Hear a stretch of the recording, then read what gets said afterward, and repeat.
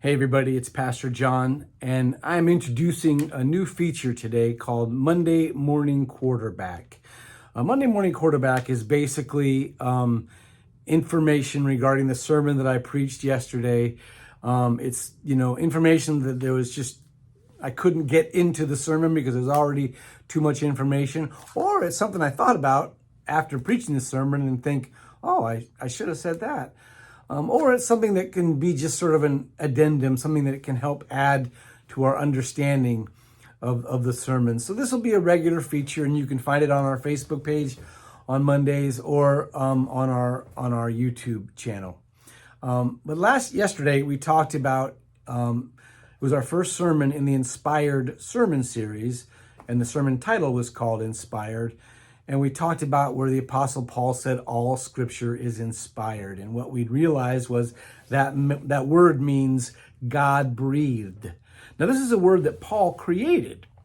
Now, what I really want us to realize is, first of all, if it's a word that Paul created, then it seems sort of silly for us to argue about what he actually meant by that, because none of us was in Paul's brain when he made it. So we can look at clues from his other writings and find out, what we think it meant, but we can only talk about what we think it meant. We can't say definitively what Paul meant. But what I do believe about inspired is that if it's inspired in the writing, then it's inspired in the reading and in the hearing of Scripture. And so that means that when we open the Scriptures, either in Bible study or in personal devotion or whatever, God is still speaking, and that Spirit is still speaking if we will open ourselves to hear it. And so inspired doesn't stop with the writing of the Scripture.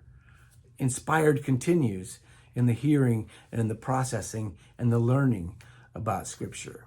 There was one little piece of advice, because I hope through this series we all learn to fall in love with Scripture and its messiness and its complexity.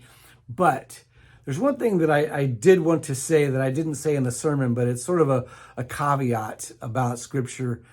Scripture is messy at times, and it is confusing at times, and there are things that we need some kind of background to really understand. There's some dark passages in Scripture. And so what I always encourage people to do, remember, Scripture was originally meant as a public document. It wasn't meant to be read in someone's home in someone's quiet time. And if you do that, I don't want to discourage you from doing that. I think you should. But Scripture is a public tool. And so if we have something that confuses us or concerns us or perplexes us about Scripture, then we shouldn't just cast that aside. We should bring that to conversation. If nothing else, conversation with your pastor. I love questions about the Bible, and I don't have the answer to all of them, but I love, if you have a question I don't know the answer to, then I'll go do my research and see if we can find an answer together. But Scripture is a book that is best experienced in community, in Bible study, in book study, and those kinds of things. If you read it devotionally, always remember that there's more to the story than the words themselves indicate. But Scripture is a beautiful thing, and I hope through the weeks of this sermon series you are inspired to fall in love with Scripture again. Have a great week, my friends. God bless.